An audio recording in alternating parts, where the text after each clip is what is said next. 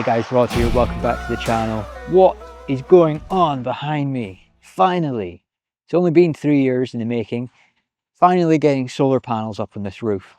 I think when I first released my battery videos, some of you were like, wow, why don't you get solar? It's just a no-brainer. And I'm like, yes, I know it's a no-brainer, but, you know, things to plan, things to do. This is an ancient house. I have a lot of work to do. The eagle-eyed among you will be, I can see that roof behind you. It does look very sunny. You're not wrong, it's not very sunny. Putting solar panels on the roof of the garage as a start, because it is the simplest solution to get something up quickly. So the batteries are in there, over there, in that little room at the end there. Batteries and the inverters are in there. So getting panels up on the roof just makes sense. So this does get sun from about 11:30ish in the morning, all the way through until the end of the day. The problem are all these bloody trees. TPO'd, so I can't chop them down, unfortunately. I wouldn't want to, they're beautiful. But they are a problem. I'm not 100% DIY installing these. So as a bare minimum, to get paid from Octopus for energy that we feed back in, I don't imagine I'm going to be doing much of that, but it would be nice to have the option. I need a building control certificate to show that this was all installed legally and safely. Electrician is coming on Tuesday. It's currently Sunday. And before he gets here, I am planning to try and get all of the roof hooks and the rails up on the roof, so that when he gets here on Tuesday, all we have to do is put up the panels, connect everything up, and we're good to go as far as the roof is concerned. So today I am going to try and get 22 brackets and 4 rails up on this roof to support the 9 340 watt Uriner panels that I've got in the garage there. Over there, over there in the stably things that are falling down, over there in my glorified stable shed, I have another 9 Perlite 420 watt panels, which I am planning to ground mount way back up there somewhere. I was going to ground mount them, and now I've got this idea that I might want to build a pergola and put a tilting roof on the pergola. I even thought I could use the arms from my gate that didn't work very well to automate the tilting of the pergola roof, but maybe getting ahead of myself there. Is a cool idea though. I am going to crack on and get these brackets up. Kind of short of time. It's Sunday. Tomorrow's bank holiday Monday. So in theory, 2 days should be plenty of time. The problem, it's supposed to piss down with rain, like all afternoon, most of tomorrow, and then all week as well. Looks like there might be a few hours on Tuesday morning where it's dry. The last place you want to be when it's pouring the rain is up on a slate roof. It's slippery as, yeah, slippery. So I'm going to crack on and get as many of these roof hooks up as I can. That one took me absolutely ages. I'm hoping I improve my technique and speed up a bit. Otherwise, I'm going to be here for weeks doing this instead of days. I'll put a time lapse on and you guys can have a laugh at me screwing around on the roof. Maybe I'll fall off or something funny. It'll get lots of views.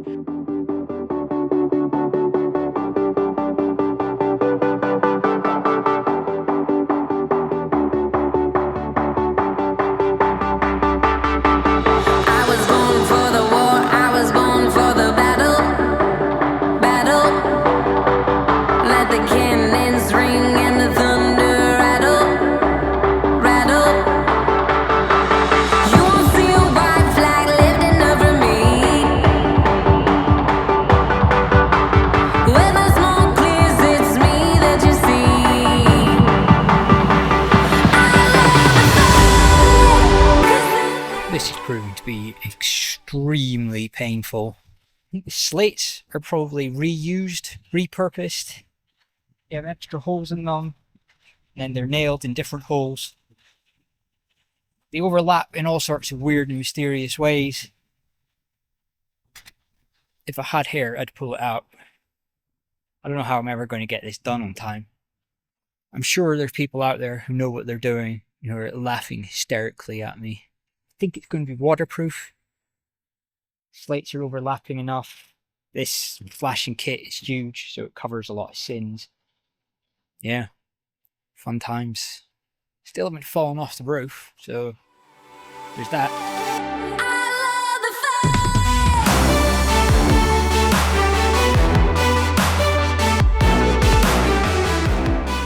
saw in the time lapse yesterday, got rained off the roof. It did clear up a bit later on, but by the time you got everything off of the scaffold, it's not worth the effort of coming back out later on. Also, legs are so sore.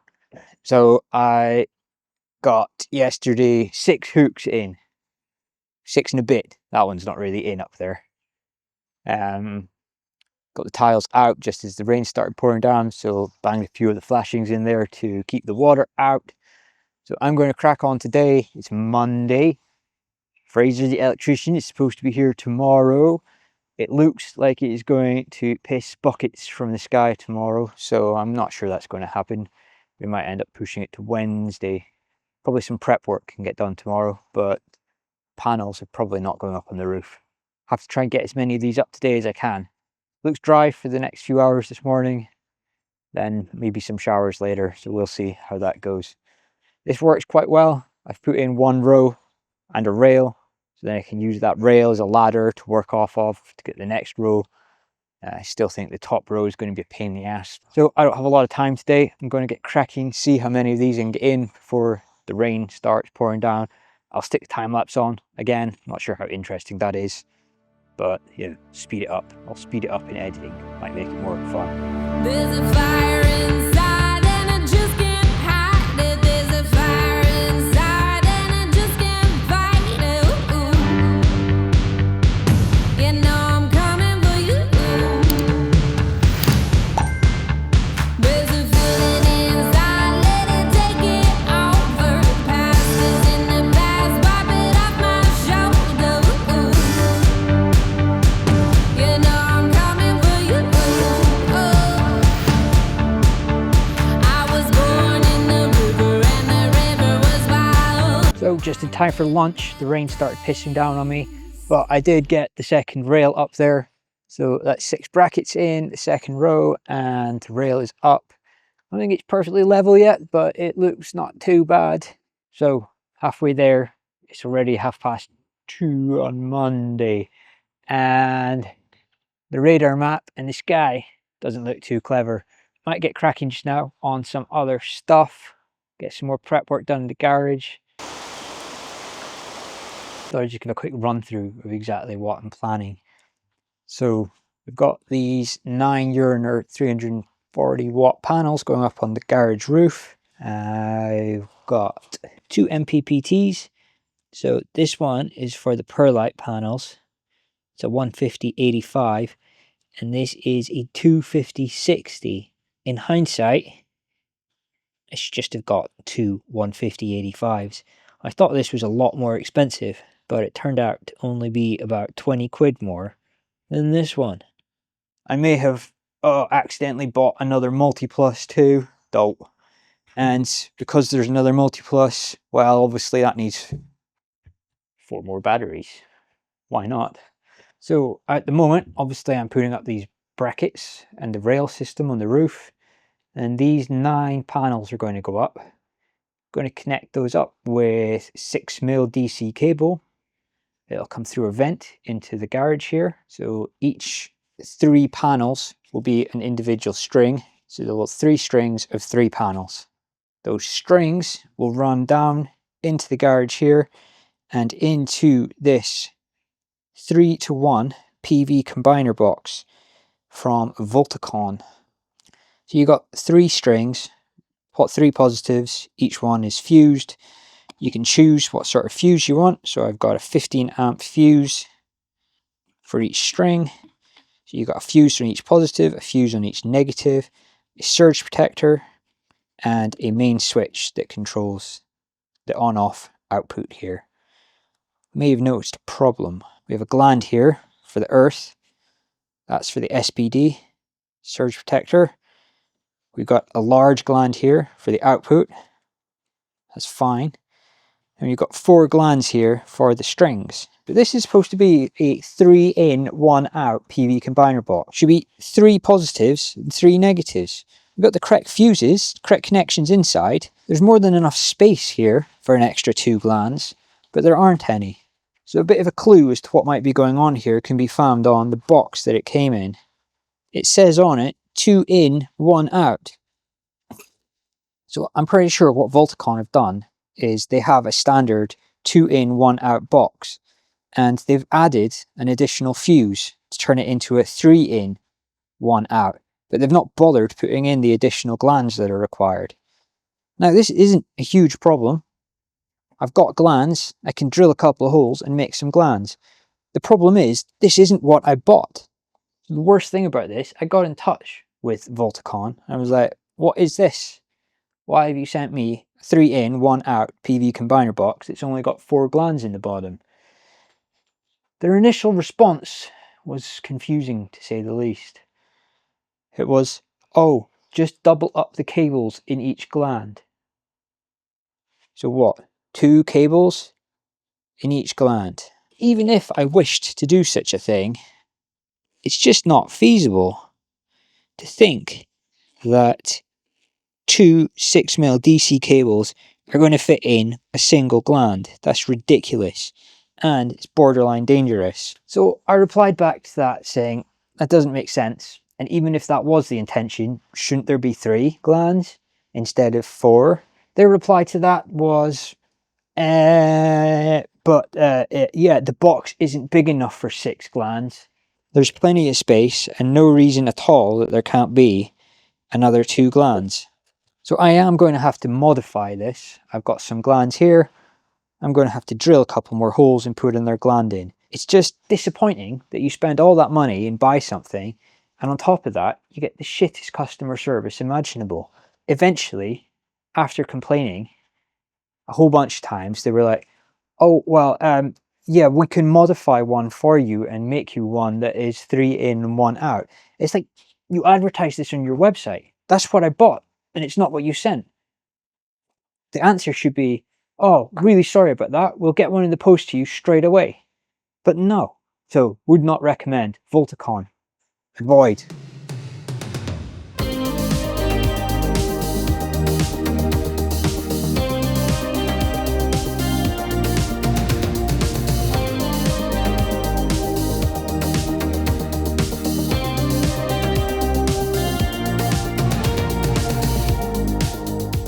So there we go, the impossible problem has been solved in less than 5 minutes.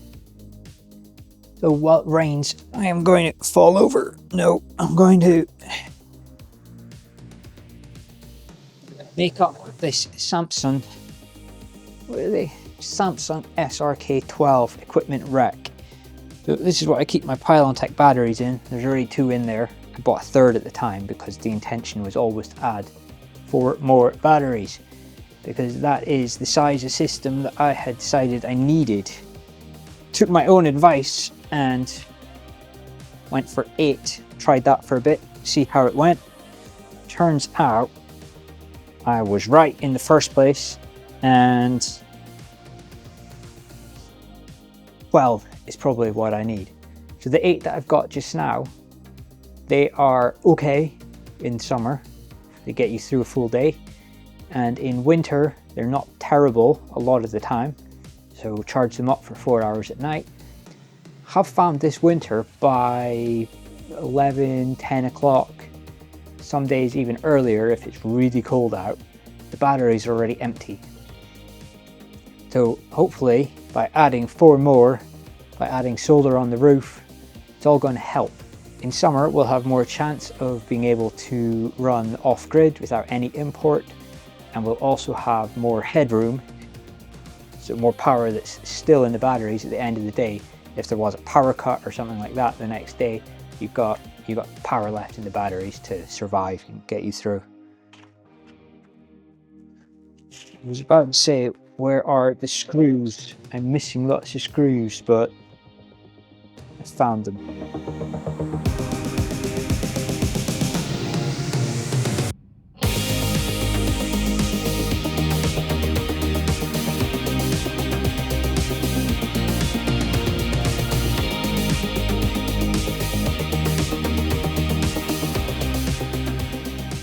So I think that will work fine.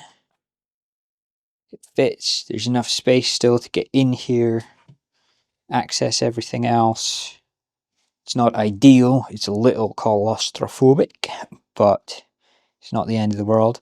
The biggest problem is going to be getting the batteries in there. So I think a little bit of reshuffling might be in order. Fortunately, these are on wheels, so one or both of these can be slid across, and then the new batteries inserted right in the middle here. So at the moment, this block of 4 batteries has 2 cables connecting it. So positive and negative connects to the fuse and then goes up to the Lynx power in. But I'm going to swap that around, add another 3 set of cables, so there will be 1 long pair of cables per 2 batteries. That's better because it reduces the amount of current that's flowing through each set of cables. So these cables from Pylontech are not actually rated that highly as far as the amount of current they can carry. I think it's something like 100 amps continuous, maybe 120, don't remember off the top of my head. For the amount that's being drawn by this system, that is okay, but in theory, these batteries could deliver a lot more current than that. To improve the efficiency of the system and to slightly improve the safety, I'm going to add another 3 pairs of cables. So what I could have done was buy another 3 fuse holders and another 6 fuses, but these fuse holders are bloody expensive. So these ones are for the MPPTs that I'm installing for the solar, so they're not new ones for the batteries. What I'm going to do is fuse the positive cables only. Technically that is the only thing that needs to be fused. So positives, 2 positives will run into each fuse holder, and the negatives will connect directly up to the Lynx power in. Cables are long enough, I think that should be fine. It's important that things are symmetrical, not so important that your positive and your negative are the same length. As long as all your positives are the same length and all your negatives are the same length as each other, so your round trip, everything is identical. So I think that'll be fine. I have another Lynx power in as well because I've got 1 multi-plus, 2 multi-plus, spare hole here for a 3rd multi-plus. That leaves me with 1 potential input on the Lynx distributor here. I've already got 2 battery banks connected to the Lynx power in. A 3rd one would be here. But if I want to double up the cables, I need 3 more. And 2 slots for the MPPTs. So I do not have enough. So I have another Lynx power in that I'm probably going to add on the opposite end here. I'm probably also going to invert the whole thing, turn it upside down, try and tidy up some of this DC cabling a bit. So at the moment my multi-pluses are connected with 6mm twin and earth both in and out. They have 40 amp MCBs protecting the cables. So the reason that this is such a mess is because these cables all have to be identical lengths. You're running these in parallel, everything has to be symmetrical. Your DC cabling and most importantly your AC cabling all has to be symmetrical, or you'll end up pulling a huge amount more current from one inverter than the other. Even small differences in resistance can cause a big problem and a big imbalance in the system. So that causes me 2 problems. First of all, I've got loops and weird shit going on in these cables. So I'm going to replace those with singles, which will be a lot tidier, a lot neater. But it also poses another problem. Is this 3rd multi-plus going to work with these 2 multi-pluses? So this serial number on this one tells me it was made in 2021. Let me just double check. No, so this one, it's actually newer to me, was made in 2021. This one was made in 2022, and this one was made in 2023. They're all identical part numbers. They all have identical firmware. But are they identical? Almost certainly not, but let's hope the difference isn't enough that it causes problems. Otherwise this whole extra multi-plus thing might go out the window and I might have to eBay it. Between the rain this afternoon I did manage to get 2 more brackets in there. Slight change of tack. I've put 2 in a row. That top bracket was, as expected, a total pain in the ass. It's 7 o'clock, bank holiday Monday evening. So not ready for the electrician to come tomorrow, but it also looks like it's going to piss with rain. So Not really a big problem. Also, I don't think Fraser had a problem. He was going to help put the brackets up. So even if it was glorious sunshine, we could have got them up tomorrow, but it's going to be miserable. Always helpful if you want to let me know how I have screwed this up, what I could have done to make this easier, how I could have got these brackets in without messing this roof up so badly. I don't actually think it's that bad, especially from down here. It doesn't look too bad. Most important thing is it is watertight. That flashing kit really helps hide sins, crack a few tiles, break a few bits here and there. The flashing kit goes underneath them and keeps the water out. Not pretty in places, but it's going to be hidden by the solar panels, so I don't care. I should probably have mentioned, if you're one of these people who bangs on about PPE and health and safety, this maybe wasn't the video for you. Anyway, I should have put that at the beginning, not the end of the video. If you want to see the rest of this project, don't forget to mash that subscribe button. A like on the video is always appreciated. Leave a comment down below if you want to let me know how I'm screwing this up and what I could have done to make it better. Thanks for watching, and I'll catch you in the next one.